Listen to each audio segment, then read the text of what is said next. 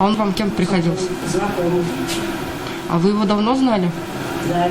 Знали друг друга хорошо, часто виделись, регулярно общались и предположить не могли, что для 60-летнего мужчины эта история закончится гибелью, а для 33-летней Натальи Бадеевой – скамьей подсудимых. Вы вроде с виду хрупкая такая женщина, как вы так смогли столько побоев? Вам адреналина было много, что ли?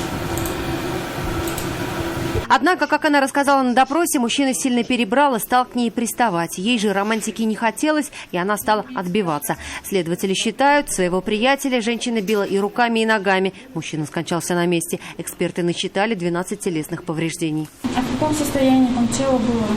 Кровь? Я вот, знаете, там темно, во-первых, света не было. Я видел, что понял, что это труп.